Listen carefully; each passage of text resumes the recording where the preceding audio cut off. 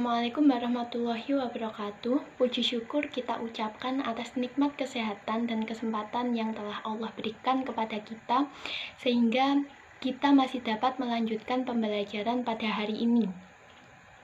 Pada kesempatan kali ini, saya Fatma Kurniawati dan teman saya Anissa Putri dan Indah Mawadara Masita akan menyampaikan materi presentasi yang membahas mengenai pembelajaran dan pengajaran pendidikan agama Islam pada abad 21.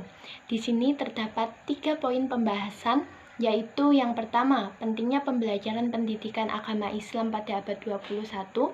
Yang kedua, tantangan pembelajaran pendidikan agama Islam. Dan yang terakhir, strategi pembelajaran pendidikan agama Islam. Pembahasan yang pertama yaitu mengenai pentingnya pembelajaran pendidikan agama Islam pada abad 21.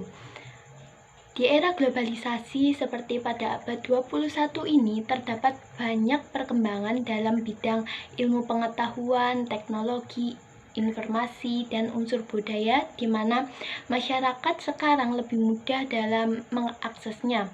Kemudian juga dalam dunia pendidikan pada abad 21 ini, peserta didik diharapkan mampu untuk bersikap kreatif dan produktif, tidak hanya sekedar sebagai penerima arus informasi global, tetapi juga harus dapat mengolah, menyesuaikan, dan mengembangkan segala hal yang diterima melalui arus informasi tersebut.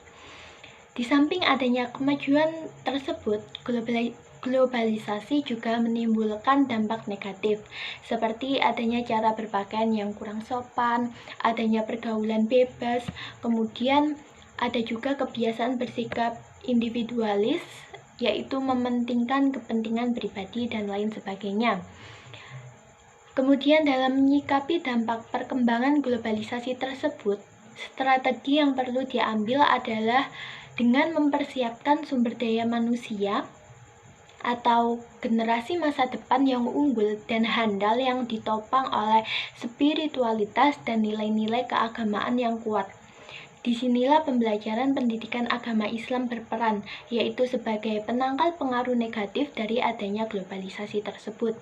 Hal ini sesuai dengan tujuan pendidikan agama Islam, yaitu untuk membimbing anak didik menanamkan nilai-nilai moral dalam perkembangan dirinya baik secara jasmani maupun rohani untuk menuju terbentuknya kepribadian yang lebih baik sesuai dengan Islam, di mana dalam pelaksanaannya pendidikan Islam senantiasa mengacu pada sumber yang termuat dalam Al-Quran.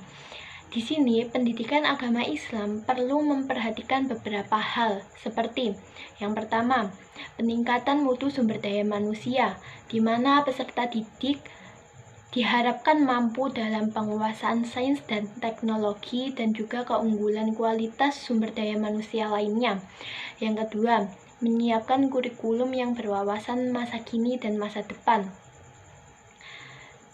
di mana kurikulum ini diharapkan dapat menciptakan manusia-manusia yang memiliki kemampuan yang berkualitas dan memiliki keterampilan dan kecakapan. Yang ketiga, meningkatkan sarana dan prasarana yang memadai untuk menunjang kelancaran dan keberhasilan proses pendidikan, seperti perpustakaan, gedung pembelajaran, masjid, dan lain sebagainya. Yang keempat, mendekonstruksi metode dan manajemen, yaitu dengan merubah dan membangun kembali metodologi dan manajemen untuk menghasilkan konsep baru sesuai dengan tuntutan modern sekarang ini. Yang kelima, mengembangkan ilmu sosial profetik, yaitu ilmu sosial yang dalam pengembangannya selalu didasarkan dengan konsep keilahian.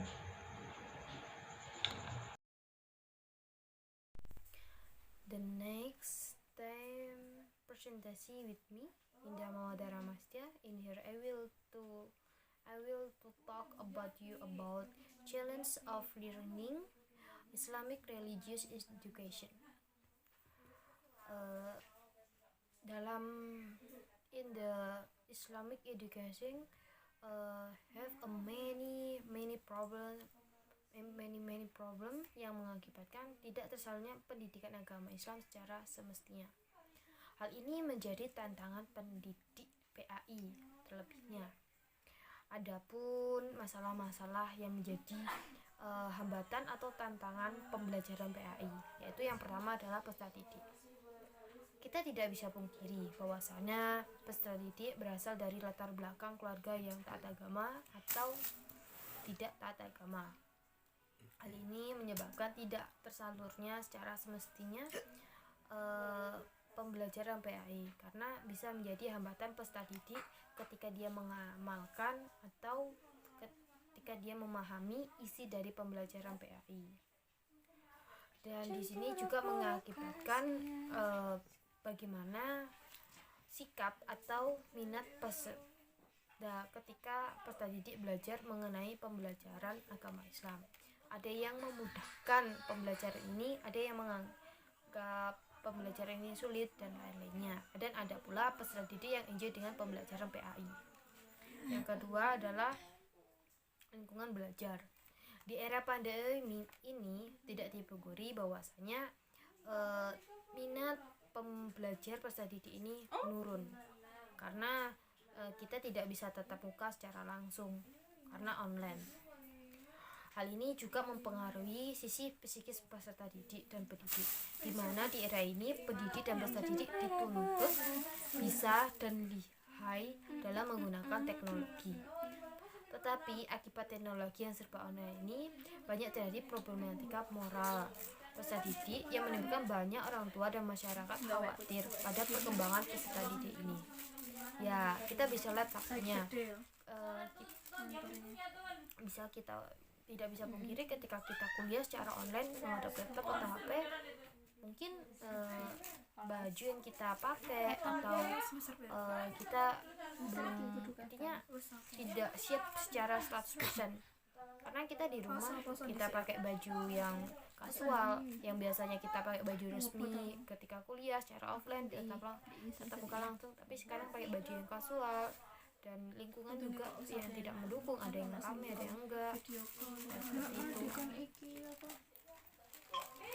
Yang ketiga adalah kompetensi guru. Guru adalah seorang tenaga pengajar yang profesional serta pendidik yang bertugas merencanakan, melaksanakan, menilai, dan membimbing dalam proses pembelajaran dan melakukan observasi pengabdian kepada masyarakat. Dalam kalimat tersebut letak permasalahannya pada kata profesional. Mengapa di sini guru dituntut menanamkan pembiasaan ajaran Islam di sekolah? Hal ini bisa menjadi kendala seorang guru PAI dalam melakukan pembelajaran akibat guru PAI tersebut tidak memiliki kompetensi yang matang serta konsep internalisasi keilmuan yang tuntas antara ilmu agama dan ilmu umum yang diampu oleh guru-guru bidang studi lainnya. Mengapa kompetisi guru menjadi tantangan pembelajaran PAI? Karena kompetisi guru adalah sebagai alat sebagai media. Intinya itu peserta didik itu mampu atau profesional ini pendidikan atau metodenya itu pas apa tidak, dan kompetensi guru ini juga mempengaruhi pemahaman peserta didik juga. Misalnya kompetensi guru itu cuma setengah-setengah tentang pembelajaran PAI, maka peserta didik juga memahami pembelajaran PAI juga setengah-setengah. Intinya dengan guru yang profesional maka akan menghasilkan peserta didik yang profesional juga. Tapi ketika gurunya itu kurang kompeten, maka menghasilkan peserta didik yang kurang kompeten juga. Tapi kita juga tidak bisa mungkiri juga misalnya ada pendidik sekalipun dia tidak memiliki dalam kompetisinya itu, dalam keprofesional itu masih dalam tahap proses, tapi dia pendidik ini tekun dan dia tenanan bener-bener ngajar yang mengajar peserta didik dengan fokus dan serius. Ya tidak pungkiri juga peserta didik yang dihasilkan ada juga yang yang profesional, yang baik, yang terbaik, malah lebih terbaik daripada guru yang profesional. Dan intinya terletak pada ketekunan dan keseriusan seorang guru untuk mengajar. Yang keempat adalah metode pendidikan. Ketika dalam penyampaian pembelajaran agama kepada peserta didik, maka diperlukanlah metode pendidikan. Metode ini itu sangat penting dikuasai pendidik. Tetapi pada faktanya banyak pendidik yang tidak menguasai metode-metode pembelajaran aktif. Metode yang sering dipakai adalah metode ceramah. Metode ini adalah metode yang kuno, metode yang dimana mungkin membuat peserta didik bosen, dan bisa jadi peserta didik sering tidur di dalam kelas dalam pembelajaran karena ceramah dan monoton seperti itu, tidak ada perkembangan. Kecuali dengan metode ceramah tetapi dibumbui-bumbui sama komedi, apa yang misalnya seperti komika, misalnya seorang guru tapi dalam menyampaikan masalahnya itu dipadukan dan disajikan dengan konsep seperti komika yang merosting pendidikan, misalnya sejarah Islam. Nabi Muhammad lahir pada tahun gajah pada masa ini. Intinya kayak ada kayak pengembangan dari materi itu kayak dimusikalisasinya dalam menerangkan sejarah dan lain-lainnya. Dan di sini oleh karena itu guru itu wajib kreatif dalam mengaplikasikan pembelajaran PAI dengan situasi dan kondisi peserta didik, apalagi online ini. Mungkin jika di kelas saja udah pakai metode ceramah, apalagi pakai metode secara online, yang di sini peserta pendidik dituntut bisa pakai teknologi, tetapi pada faktanya tidak tidak dipungkiri banyak pendidik yang belum terlalu menguasai teknologi. Ya, oleh karena itu maka kita harus sadar diri juga, introspeksi diri. Berarti kurikulum yang kita pakai itu harus sesuai dengan metode yang kita pakai juga, atau kebalikannya, kurikulum yang seperti metodenya harus yang seperti ini, dan tidak monoton harus menggunakan metode ceramah. Tetapi kita bisa kreatif dengan modifikasi ceramah tapi dengan gaya bercerita yang tadi yang seperti komika yang merosting seperti ini gitu. Contohnya itu misalnya komika menjelaskan tentang sejarah Nabi Muhammad tadi, yang tadi saya jelaskan juga sih. Baru masuk loh. Tentang sejarah Nabi Muhammad lahir lahir di kota Aku Makkah pada pede tahun aja. gajah. Ibu Nabi Muhammad namanya Aminah. Dan ketika Nabi Muhammad lahir, ayahnya meninggal karena ketika ayahnya ini menjalankan misi apa-apa, intinya kayak di gaya bahasa, gaya ceritanya harus yang menggugah rasa itu peserta didik terhadap sejarah pendidikan Islam. Nah, di sini dijelaskan menurut salah satu tokoh agama Islam, yaitu An-Nawawi, yaitu pembelajaran Al-Quran berdasarkan Al-Quran dan hadis, yaitu meliputi metode hiwar, metode kisah Al-Quran, metode amsal, metode teladan, dan metode pembiasaan, metode ibrah dan mauziah, metode targhib dan tarhib. Metode ini bisa berfungsi sesuai dengan situasi dan kondisi dan bagaimana peserta didik tersebut juga. Jadi mungkin saya bisa memberi saran, bisa berpendapat bahwasanya seorang pendidik ketika dia pertama kali masuk di kelas, maka seorang pendidik itu harus bisa mengetahui keadaan kelas tersebut, bisa dengan cara memberi tes atau memberi permainan yang dimana di sini tuh peserta didik bisa tahu sifat-sifatnya, bagaimana peserta didik ini bisa tahu ada peserta didik yang memiliki sifat yang rajin, yang terus gini dan kekurangan peserta didik tersebut dari sebuah permainan atau placement test seperti itu. Jika misalnya pendidik itu masuk di kelas yang dimana notabene kelas tersebut itu anak-anak nakal semua, maka di sini peserta pendidik harus memberikan metode teladan. Dan juga ketika dia menggunakan metode ceramah, maka metode ceramah yang memiliki gaya cerita yang gaya cerita yang bisa menggugah rasa kepo dan perhatian peserta terhadap materi pembelajaran BAI tersebut. Yang terakhir yaitu evaluasi. Ya, mengapa saya bahas evaluasi? Di sini evaluasi memiliki fungsi yang sangat penting. Fungsi evaluasi tersebut adalah untuk mengukur kemampuan kognitif, efektif dan psikomotorik peserta didik. Tetapi pada faktanya guru hanya mengukur kemampuan peserta didik hanya dari kemampuan kognitifnya saja, sadar, sedangkan kemampuan afektifnya dan psikomotoriknya itu terabaikan. Pada umumnya, hasil evaluasi kognitif peserta didik dimasukkan dalam nilai raport. Hal ini menimbulkan penilaian yang kurang objektif. Penyebabnya adalah ada peserta didik yang rajin beribadah dan dia paham seluruhnya tentang agama Islam. Tetapi karena dia tidak ketika nilai prakteknya baik, tapi nilai teorinya nggak baik, itu intinya kayak tumpang tindih. Tidak bisa, misalnya kan seharusnya nilai praktek sama nilai teori itu saling berhubungan, tetapi di sini guru hanya fokus sama nilai teorinya saja, nilai prakteknya tidak. Ya misalnya ada praktek sholat duha. Ketika di sini misalnya di sini sekolah setiap jam 8 setiap pembelajaran agama pagi itu diadakan sholat duha. Nah di sini kan guru tidak mengawasi, sifatnya tidak mengawasi. Dan di sini posisinya guru juga tidak mendampingi. Di sini sifatnya mandiri, sholat yang enggak. Tetapi sekalipun dikasih kebebasan pendidik, seharusnya pendidik juga harus bisa selektif, komprehensif dalam memberi penilaian. Bisa jadi peserta didik yang tidak terlalu paham di teori, tapi dalam prakteknya dia bisa seperti itu.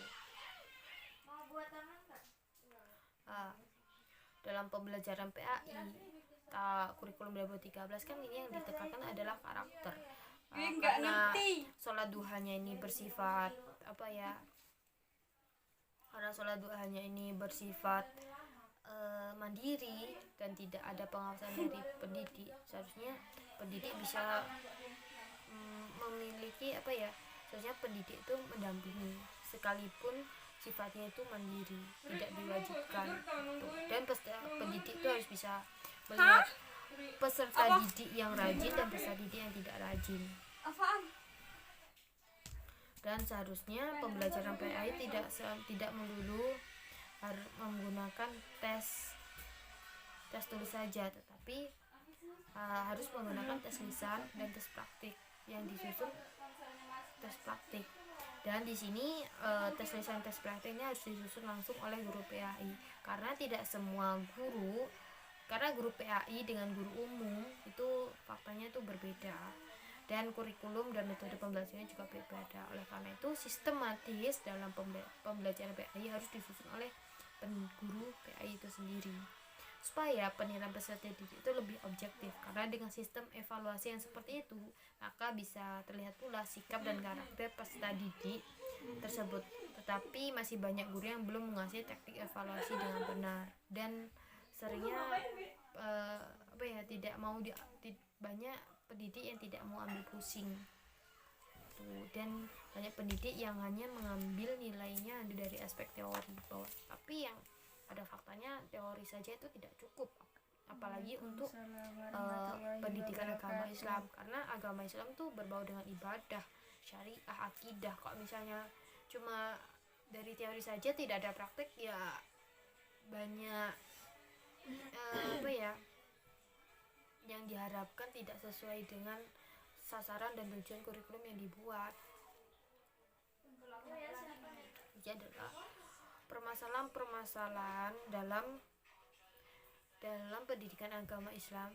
Kalau misalnya kita tinjau dari sisi tujuan pendidikan Islam menurut pandangan Muhammad Fadil Al-Jamil berdasarkan Al-Quran, tujuan pendidikan Islam adalah menegaskan posisi atau tempat peserta didik sebagai manusia makhluk ciptaan Allah serta bertanggung jawab dalam kehidupannya sebagaimana mestinya menyelesaikan tugas manusia yang merupakan makhluk sosial yang memiliki tanggung jawab dan akan tatanan kehidupan yang bermasyarakat, menyelesaikan hubungan manusia dengan alam dan tugas manusia menjaga alam dengan mengetahui hikmah pencipta serta memakmurkan alam semesta. Terakhir menegaskan hubungan manusia dengan sang Khalik sebagai pencipta alam semesta. Seperti intinya hablum minallah, hablum minas, hablum minal alam, itu lebih singkatnya. Tapi ketika tujuan pendidikan agama Islam tersebut disandingkan dengan problem pendidikan Islam di era global, ya maka menghasilkan dua faktor, yaitu faktor internal dan faktor eksternal. Dan di sini faktornya itu tidak jauh beda dengan permasalahan yang saya sebutkan di atas, tetapi mungkin ada tambahan yang berbeda. Misalnya, adalah relasi kekuasaan dan orientasi pendidikan Islam. Pada dasarnya tujuan pendidikan adalah memanusiakan manusia, mengangkat martabat, harkat dan martabat manusia atau human dignity, yaitu dengan khalifatul fil ard, yaitu menjadi khalifatul fil ard. Karena manusia pada hakikatnya diciptakan di bumi adalah menjadi khalifatul fil ard. Dikarenakan tujuan pendidikan yang sangat ideal tersebut, karena tujuan pendidikan sangat ideal tersebut, maka banyak terjadi hambatan yang tidak terrealisasikan tujuan pendidikan tersebut dengan baik. Sedangkan orientasi pendidikan di era global ini, pendidikan cenderung berpijak pada kebutuhan pragmatis atau sebagai salah satu aspek kebutuhan pasar lapangan kerja, sehingga pendidikan Islam yang awalnya menjadi kondisi budaya, moral dan sosial movement atau gerakan sosial menjadi lenyap. Ya, itu adalah hambatan juga. Mungkin ketika kita kuliah kita terlalu idealis.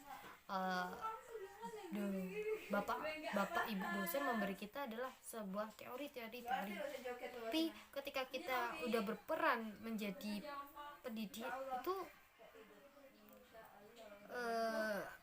tidak semua teori yang kita dapatkan itu kita paham, karena teori dari bapak ibu dosen kita dapatkan ketika di kelas, tapi di luar kelas kita ingin kewajiban sebagai mahasiswa pada umumnya ada mengerjakan tugas dari dosen. Tapi kalau misalnya teori tersebut tidak kita kembangkan, ya sudah, nanti ketika kita jadi pendidik ya seperti itu, tidak bakal berkembang gitu. Bagaimana intinya mungkin ketika kita jadi mahasiswa seharusnya kita mengembangkan teori-teori yang kita dapatkan dari bangku yang di kelas ini di masyarakat. Entah kita jadi sambilnya jadi guru TPQ atau kita mondok atau gimana, atau ada ikut aktivitas kegiatan organisasi atau di mana. Memang selagi kita jadi mahasiswa setidaknya tidak ada salahnya kita mengikuti organisasi yang dimana bisa melatih atau bisa membranding diri kita sendiri, dan dimana setiap kegiatan itu bisa menjadi ladang kita untuk mengimplementasi teori-teori yang kita dapat di bangku kelas atau di kelas ketika kita pembelajaran di kuliah. Karena kalau misalnya kita tidak implementasikan kepada kita praktekkan sebelum kita terjun ke lapangan, ya kita juga kesusahan.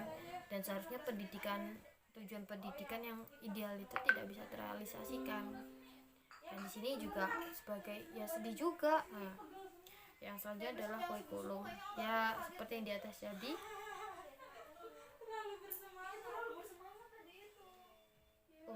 belum dijelaskan di atas. Ya kurikulum di sini tuh sangat mempengaruhi peserta didik juga. Kurikulum tidak, misalnya output pendidikan dipengaruhi oleh sistem sentralisasi pendidikan. Hal ini disebabkan oleh pengendalian penyelenggaraan sistem manajemen yang menghasilkan pendidikan manusia robot, di mana hal tersebut juga mempengaruhi kualitas pendidikan yang membebani peserta didik dengan mata pelajaran. Dan sejarah kurikulum pendidikan sering mengalami perubahan. Dilihat dari beberapa fenomena, salah satu fenomenanya adalah perubahan cara berpikir tekstual, normatif, dan absolutis kepada cara berpikir historis, empiris, dan kontekstual dalam memahami dan menjelaskan ajaran-ajaran nilai Islam.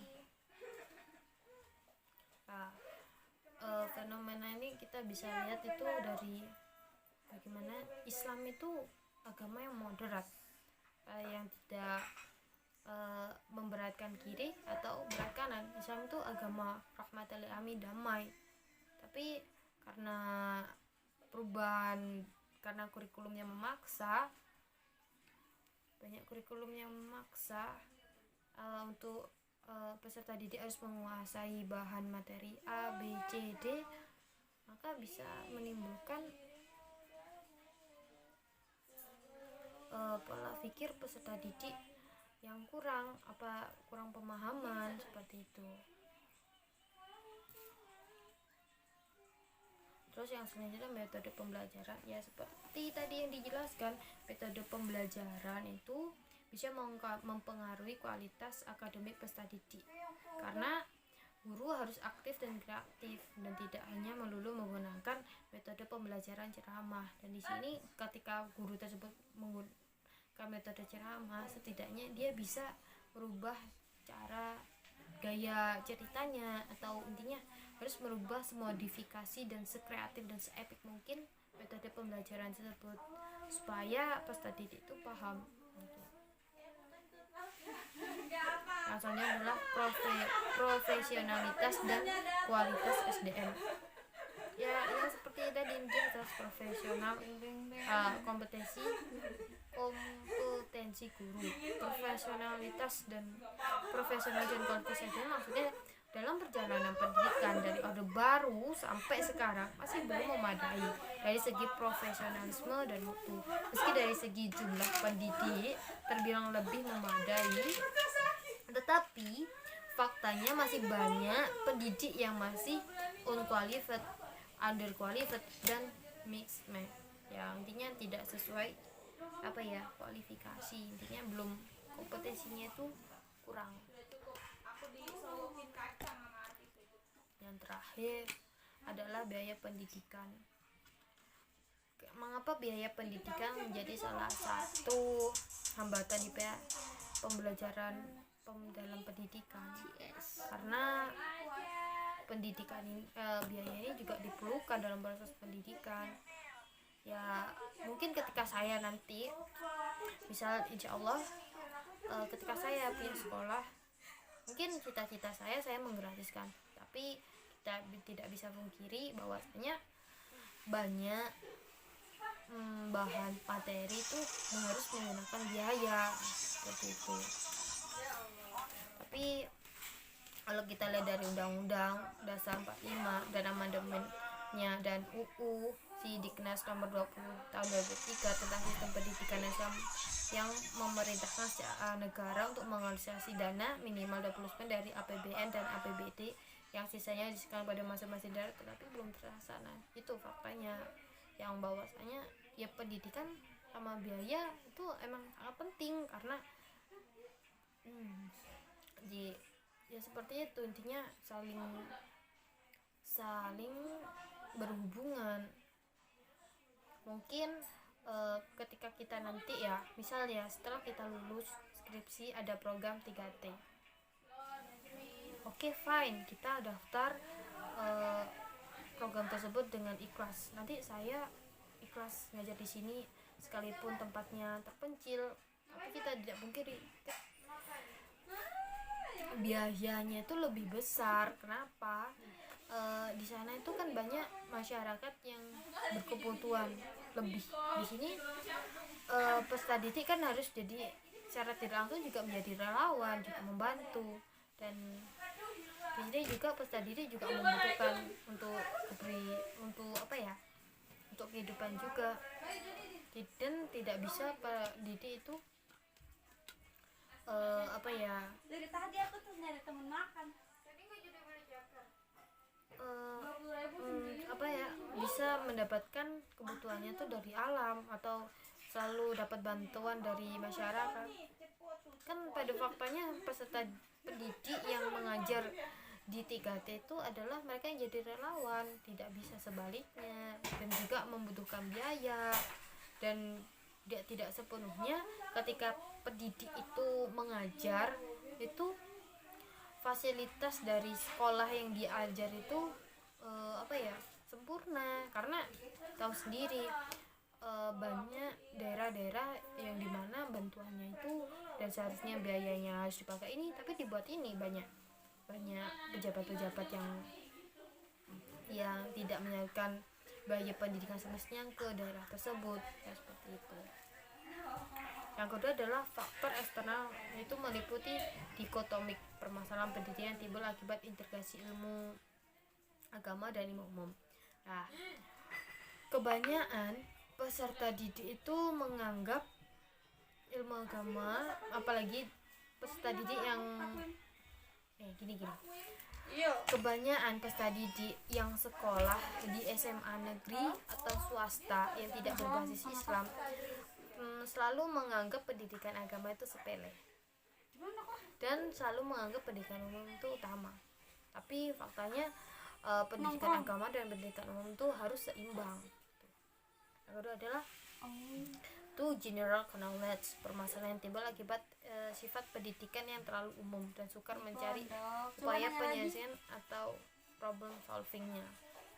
Ya karena kadang kala pendidikan itu sifatnya tuh umum. Misalnya yang jelasin misal pengertian iman adalah percaya, sebutkan isi-isi dari iman kepada Allah, iman kepada malaikat, iman kepada kitab Allah, iman kepada Rasulullah, iman kepada hari akhir, iman kepada dan qadar.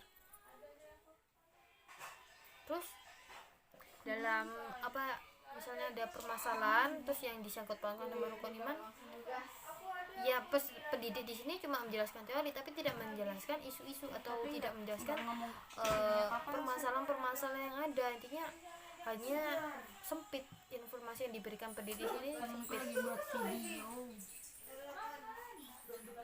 Yang ketiga adalah lack of spirit of inquiry, kurangnya semangat pendidik untuk melakukan penelitian. Hal ini adalah salah satu gambaran penyebab kemunduran Islam di Timur Tengah. Makan kentong. Tadi kan makan sekali ini ngemil. Karena bahwasanya dikarenakan di sini pendidik itu kurang melakukan observasi kepada pendidikan intinya materi pendidikan, maka banyak informasi yang didapatkan peserta didik, kurangnya wawasan peserta didik kepada kurangnya wawasan pendidik yang disampaikan kepada peserta didik. Dan di sini peserta didik hanya misalnya peserta didik sini kurang membaca buku ya, maka apa yang disampaikan guru kepada peserta didik itu yang dipahami peserta didik. Tapi di sini juga peserta didik juga harus berwawasan luas. Mengapa? Ya bisa jadi dengan wawasan luasnya pendidik di sini bisa membuat minat belajarnya peserta didik itu lebih tinggi. Artinya adalah memorisasi adalah faktor pemahaman belajar. Di sini kan juga banyak ketika pendidik menjelaskan materi, banyak peserta didik yang lupa tahu dan bagaimana, dan kurangnya mencatatnya peserta didik, kurangnya interaksi peserta didik terhadap pembelajaran PAI, kurang excited peserta didik dan sebagainya. Yang menyebutkan ini ketika dia ulangan dan peserta didik ini menyepelekan pendidikan banyak peserta didik yang dapat nilai jelek dan sebagainya lah. Ini adalah sertifikat oriental. Mencari ilmu hanya merupakan sebuah proses untuk mendapatkan sertifikat atau jasa, sedangkan semangat dan kualitas keman mendapatkan kreatif berikutnya. Ya, di sini adalah masalah kita mahasiswa yang jurusannya pendidikan. Kebanyakan mahasiswa jurusan pendidikan dia berlomba-lomba dapat nilai apik. Ya memang tidak dipungkiri. Ini IPK baik itu salah satu syarat buat kelulusan, salah satu bentuk kriteria untuk jadi guru yang profesional. Tapi alangkah lebih baiknya ketika semangatnya memperbaiki IPK, menaikkan IPK juga disajikan sama semangatnya semangatnya untuk mengamalkan ilmunya kepada masyarakat, bukan untuk secara individu doang.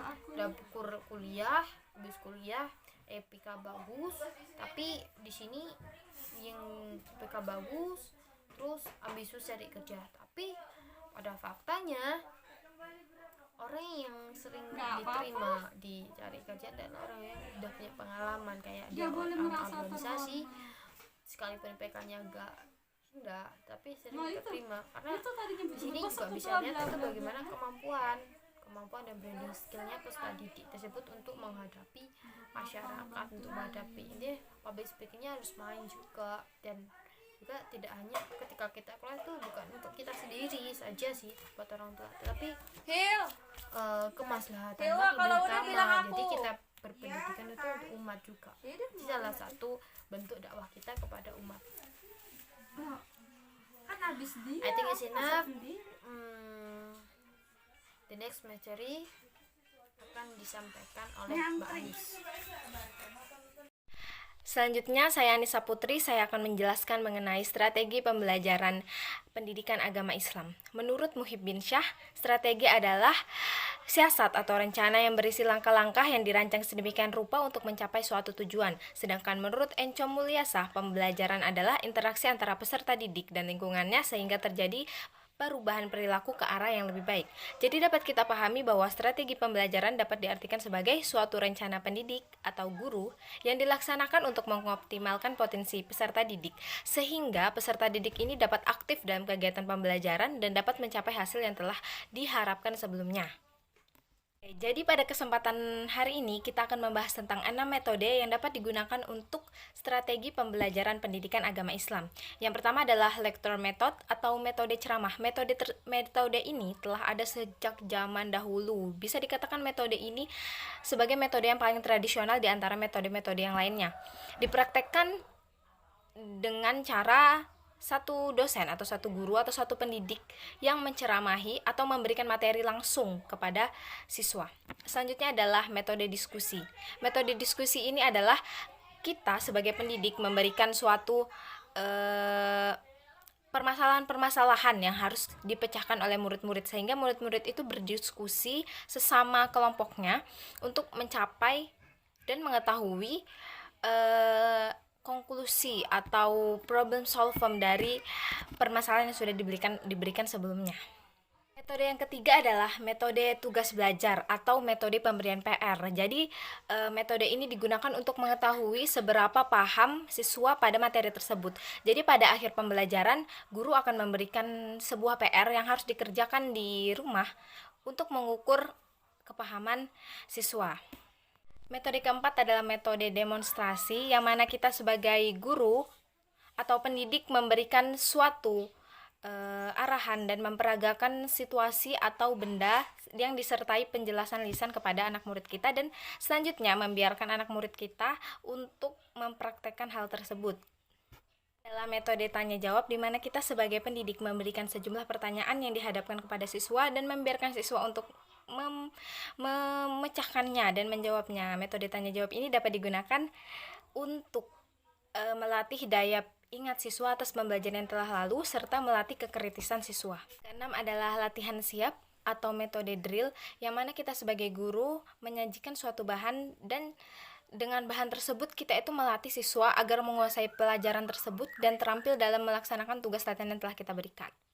Oke, setelah saya menjelaskan 6 metode tersebut, dapat kita simpulkan bahwa keefektifan metode tersebut tergantung bagaimana cara pendidik menyikapi situasi dan kondisi siswa dan memutuskan mana metode yang sesuai untuk situasi dan kondisi tersebut.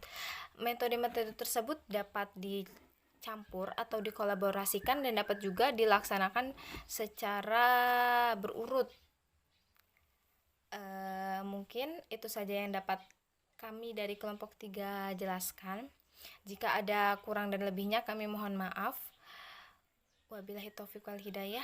Assalamualaikum warahmatullahi wabarakatuh.